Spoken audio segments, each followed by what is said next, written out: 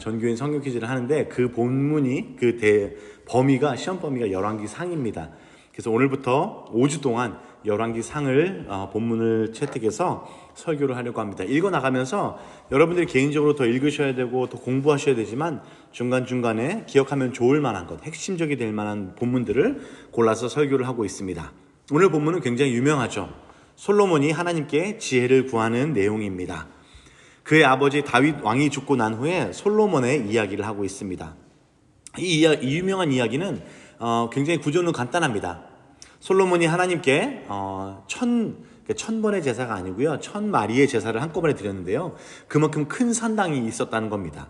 솔로몬이 하나님께 제사를 드리고 그에게 지혜를 구했더니 하나님께서는 지혜뿐 아니라 구하지 않은 다른 것들까지도 허락하셨다라는 이야기로 유명합니다. 그래서 사람들은 이 이야기에서 솔로몬이 얻었다던 그 지혜에 집중해서 우리도 그것을 얻으려고 합니다. 나라를 다스렸던 지혜, 그리고 그의 적들을 제압했던 지혜, 세상에서 우리가 살아가면서 손해를 보지 않는 지혜, 우리 적과 친구를 구분하는 지혜 등 우리의 삶에는 많은 지혜가 필요하기 때문입니다. 그래서 솔로몬의 이야기를 통해서 어떻게 하면 우리도 그런 지혜를 얻을 수 있을지 찾아보려고, 비결을 한번 찾아보려고 읽고는 합니다. 그런데 과연 솔로몬이 얻었다던 그 지혜가 우리가 생각하는 그런 지혜일지 한번 이런 질문을 하면서 본문을 살펴보도록 하겠습니다. 이 본장 3장이죠. 3장의 앞 뒤로는요, 솔로몬이 어떻게 지혜가 필요한 상황에 직면했었는지를 자세히 설명하고 있습니다. 본장이 3장인데요. 1, 2장은요, 다윗의 말년에, 다윗이 참 말년에 복도 별로 없죠. 그의 아들 중에 하나인 또 다른 압살롬 말고 다른 아들인 아도니아가 반역해서 또 왕이 되려고 합니다. 하지만 결국 그가 실패로 돌아가고 그의 아들 솔로몬이 왕좌에 앉게 되는 이야기를 설명하고 있습니다.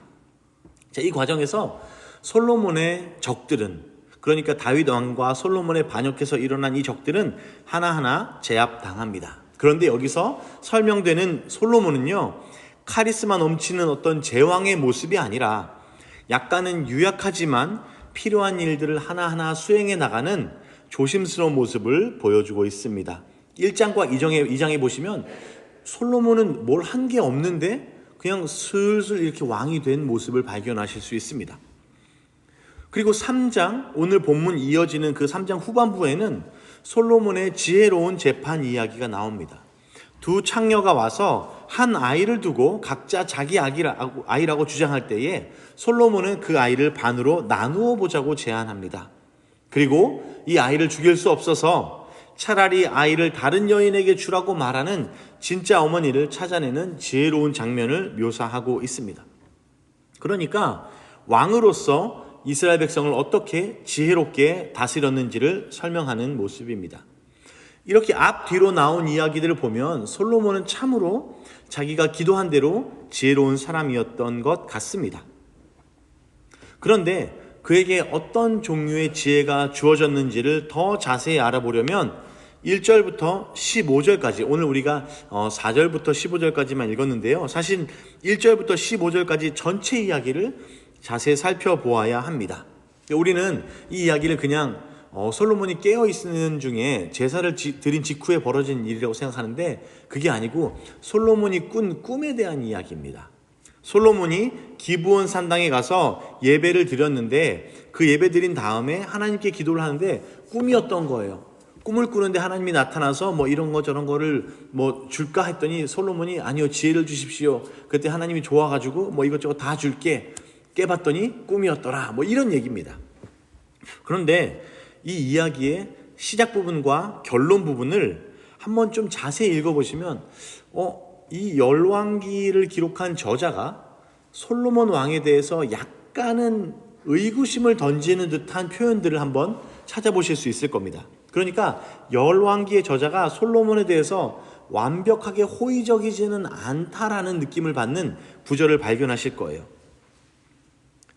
그거를 잘 집중해서 보시면요, 솔로몬이 지금 얻었다던 그 지혜가 어떤 종류의 지혜인지 우리가 분별할 수 있을 겁니다.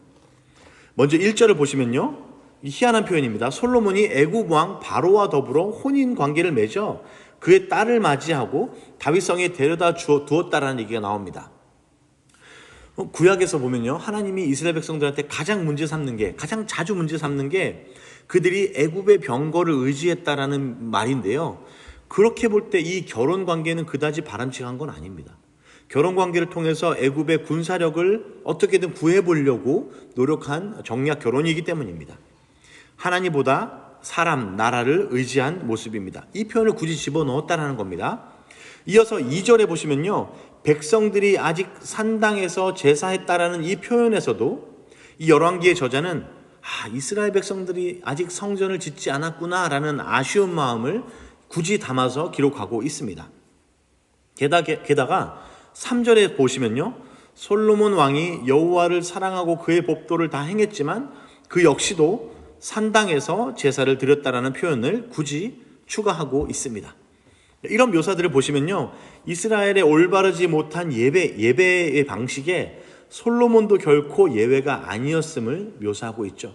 그리고 솔로몬 왕은 하나님이 아니라 애굽 왕 바로를 더 의지하고 신뢰했다라는 부분을 굳이 추가하고 있다라는 겁니다.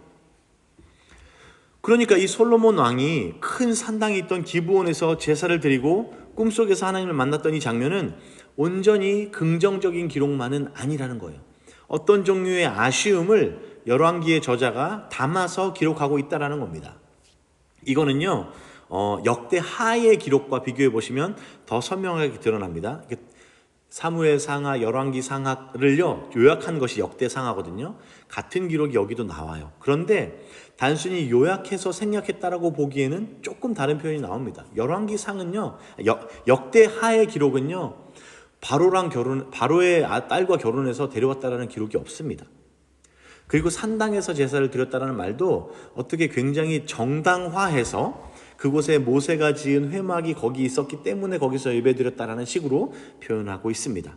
그러니까 열왕기 상과 역대하의 저자의 강조점이 다르다라는 건 또 다음번에 할 기회가 있는데요. 오늘은 열왕기의 이 기록이 솔로몬의 제사 방식에 대해서 어떤 아쉬움을 드러냈다라는 것만 기억하시면 될 것 같습니다. 그런데 이 아쉬움은요, 이야기의 끝에 가면 해소가 되면서 결론이 지어집니다. 15절에 보면요, 솔로몬은 꿈에서 깨어납니다. 그리고 그는 첫 번째로 한 행동이 예루살렘으로 돌아갑니다. 두 번째로는 주의 법궤 앞에 서고 번제를 드리고 감사의 제물을 드렸다라고 기록하고 있습니다. 그러니까 이야기의 구조상 서론격이었던 1절과 3절에서 저자가 솔로몬에 대해서 아쉬워했던 모든 것들이 이제 15절에 가면 모두 해소가 되면서 끝난다라는 거죠. 그리고 그 중간에 지혜를 부여받는 장면이 나옵니다. 따라서 이 이야기의 구조를 보시면 하나님께서 솔로몬에게 주신 그 지혜는 솔로몬이 갖고 있었던 이 문제를 해결하는 지혜였다라는 거죠. 그가 세상을 살아가면서 처세하기에 좋은 지혜나 원수들을 물리치기 위해서 좋은 지혜가 아니라 솔로몬과 이스라엘 백성들이 본질적으로 가지고 있었던 그 문제, 그것을 해결하는 지혜가 하나님이 솔로몬에게 주신 지혜라는 겁니다. 그리고 그 문제의 핵심은 잘못된 예배의 방식이었습니다. 높은 곳과 산당과 기브아가 아닌 여호와의 법궤가 있던 예루살렘으로 돌아가서 제사를 드리는 것이 그들이 갖고 있었던 문제의 해결이라는 겁니다. 산당이라고 표현하죠. 그리고 우리나라도 옛날에 보면 산당이 있었는데요, 높은 곳에 있는 그 산에 있는 제사 드리는 당을 말합니다. 거기서 제사를 드리면 안 된다라는 겁니다. 그러면 왜 산당은 안 되고 굳이 예루살렘이어야 하는가? 먼저 그 산당이라고 표현된 것은요, 또 높은 곳이라고도 표현되는데요, 이스라엘 전역에 존재했던 그런 지역들을 뜻하는 거예요. 이스라엘 전역은요, 마치 우리나라처럼 북에서 남으로 산맥이 쭉 이어져 오면서 내려옵니다. 그러니까 이스라엘 백성들은 그 긴 나라거든요. 어느 곳에 있던지 그 높은 곳에만 올라가면 신들께 바로 예배할 수 있는 겁니다. 그 산들에서 자기들의 여러 신들에게 이미 예배를 오랫동안 해오고 있었습니다. 이스라엘 백성들이 그 땅을 정복하기 이전부터 진행되어 오던 관습입니다. 문제는 이스라엘 백성들이 이 땅을 정복한 이후에도 그들은 때에 따라서는 자기들의 여호와 하나님께 예배했지만 때에 따라서는 그 땅을 이미 지배하고 있던 바알 신에게도 또 다른 여러 신들에게도 기도하고 제사를 드렸다라는 겁니다. 유일신이라는 개념이 팔레스틴 땅에는 없었어요. 그렇기 때문에 때에 따라서 필요한 신을 찾아가는 겁니다. 마치 전문의를 찾아가듯이 필요한 신을 찾아가는 거예요. 비가 안 오면 바알신한테 가는 겁니다. 풍랑을 만나면 또 풍랑의 신에게 가는 겁니다. 농사를 짓기 위해서는 농사의 신에게 가는 겁니다. 그런 식으로 자신들의 필요에 맞추어서 여러 신들에게 예배를 드리던 것이 그 땅의 관습이었고, 이스라엘 백성들도 그들을 따라서 똑같이 예배해 드렸다라는 겁니다. 그러니까 산당에서 제사 드린다라는 것은 단순히 장소만의 문제가 아니라 누구에게 예배하는가의 문제였다는 겁니다. 그러면 우리가 질문이 생깁니다. 그러면 당시에 솔로몬은 예루살렘에서 제사를 드릴 수는 없었습니까? 왜 기브온에서 제사를 드렸죠? 예루살렘에서 제사를 드릴 수는 없었나요? 라는 질문에 대답은 그렇기도 하고 아니기도 합니다. 아직 예루살렘 성전은 지어지기 전이고, 백성들로서는 유대 땅 여기저기 산꼭대기에 기왕에 만들어졌던 산당에서 여호와께 제사를 드리는 것이 손쉬웠을 겁니다. 그리고 이 솔로몬이 제사를 드렸다는 기브온 신당은요, 그 1000마리의 제사를 동시에 드릴 수 있을 만큼 엄청나게 큰 산당이 있었던 곳입니다. 하지만 여러분 보시면 15절에 보시면 솔로몬이 예루살렘에 돌아와서 제사를 드렸다라는 기록을 보면 예루살렘의 제사도 분명히 행해졌음을 우리는 알 수 있습니다. 예루살렘도 산 위에 지어졌던 곳이기 때문이죠. 게다가 이곳에는 여호와의 언약궤가 있었다라고 말합니다. 언약궤는 하나님께서 자신의 존재를 두겠다라고 약속하신 장소이니까 하나님의 임재가 있는 예루살렘의 예배는 물론 불편하지만 가장 적절한 장소였을 겁니다. 그곳에서 제사를 드릴 수도 있었고 드리기 힘든 점도 분명히 있었습니다. 그러니까 솔로몬 왕을 포함한 이스라엘 백성은 자신들의 편한 대로 산당에서 예배했던 것입니다. 편의를 위해서 그곳들에서 예배했던 것입니다. 그리고 자신들의 상황과 필요에 따라서 하나님뿐 아니라 다른 신들을 번갈아가며 섬겼던 것입니다. 이것이 이스라엘 백성과 솔로몬이 가졌던 두 가지 큰 문제였습니다. 물론 솔로몬이 우상을 섬겼다라는 뜻이 아니라 이런 옳지 않은 예배의 관습에 솔로몬 왕조차 아무런 문제를 제기하지 않고 타성에 따라서 기브온에 가서 제사를 드린 것이죠. 그러니까 이 열왕기의 저자는요, 솔로몬을 쫓아다니면서 기록한 게 아니에요. 열왕기의 저자는 먼 훗날에 바벨론의 포로로 잡혀간 이스라엘 백성들한테 우리가 왜 이런 상황에 처했지라고 그 문제를 분석해 가면서 기록한 겁니다. 그러니까 열왕기상의 저자는 분명한 문제의식을 갖고 있어요. 그것은 뭐냐면 우리가 어쩌다가, 하나님의 백성인 우리가 어쩌다가 이 이방 민족에게 포로가 되었지라는 질문을 가지고 있는 겁니다. 그것에 대한 대답이 바로 오늘 본문에 주어지는 거죠. 우리가 편한 대로, 우리가 하나님뿐 아니라 다른 신들을 함께 섬겼기 때문에 지금 우리가 이런 곳에 떨어져 있다라는 것을, 문제의식을 가지고 역사를 거슬러 올라가는 겁니다. 그 솔로몬의 이야기를 보다 보니까, 이 저자가 솔로몬의 이야기를 기록하다 보니까 그때 그랬지, 그 문제가 그때에도 있었지라고 기록하고 아쉬운 마음을 표현하고 있다라는 겁니다. 열왕기의 저자가 발견하듯이 하나님 백성을 향한 하나님의 마음은 단 한 가지였습니다. 그것은 이방인들을 섬기는 것을 그만두는 것, 하나님과 바알을 함께 섬기는 일을 그만두는 것이었습니다.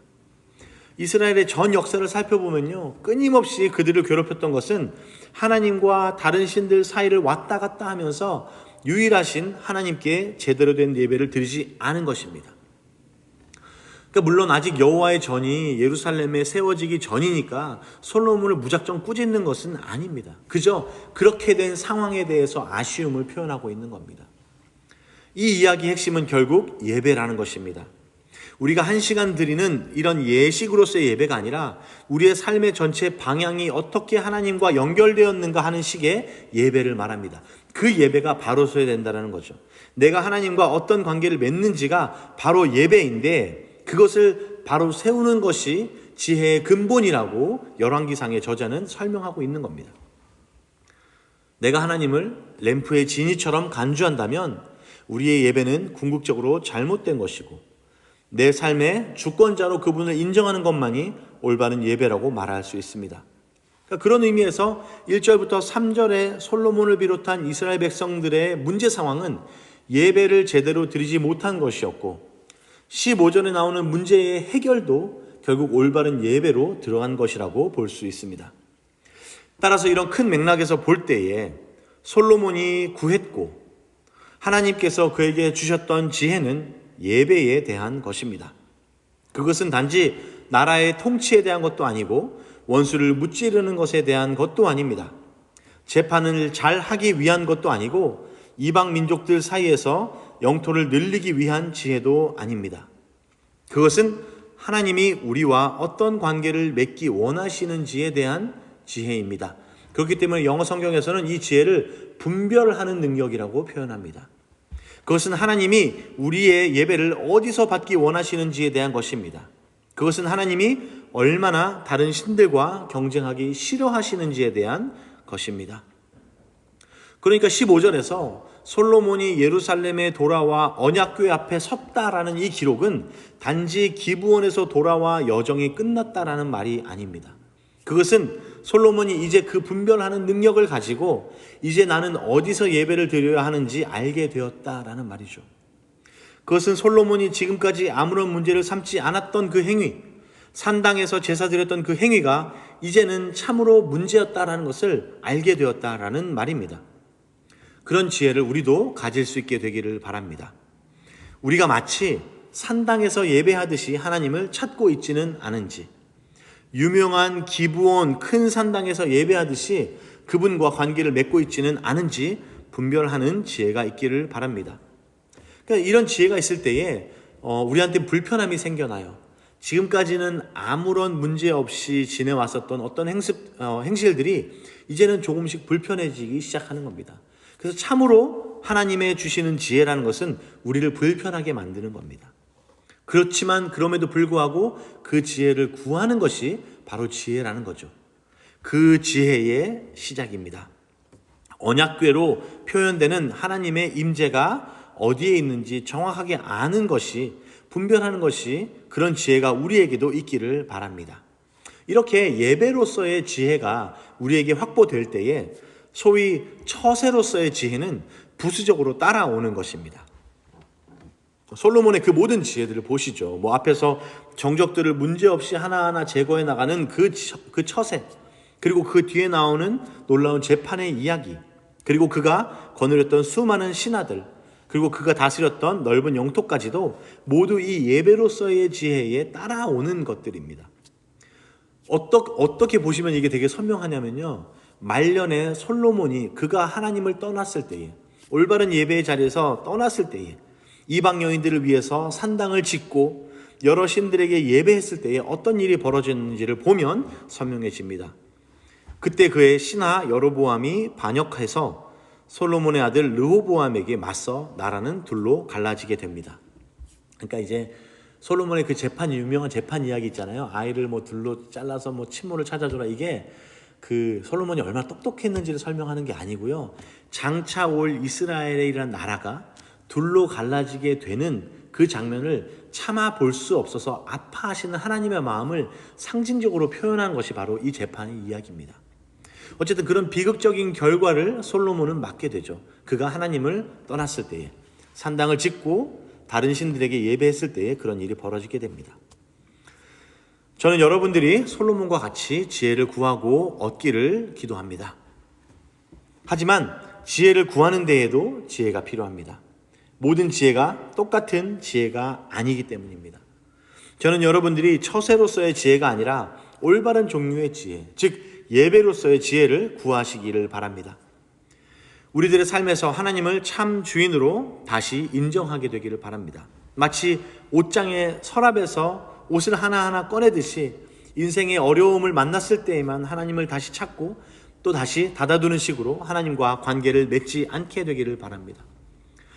산당에서 바알과 여호와를 함께 섬긴 이스라엘 백성처럼 되어서는 안 됩니다. 참 지혜는 우리로 하여금 오직 한 하나님만 섬기게 만들어줍니다. 참 지혜를 가진 사람은 어디에서 생명이 오고 어디에서 우리 삶이 풍요로워지는지 알기 때문에 오직 그분께만 우리의 충성을 바치게 됩니다. 이 온전한 지혜를 우리가 가지게 될 때에 우리는 기브온에서 떠나 다시 여호와의 언약궤 앞에 서게 될 것입니다. 우리가 참된 예배를 다시 드리게 될 것입니다. 헌신하면서 하나님께 나아가겠습니다.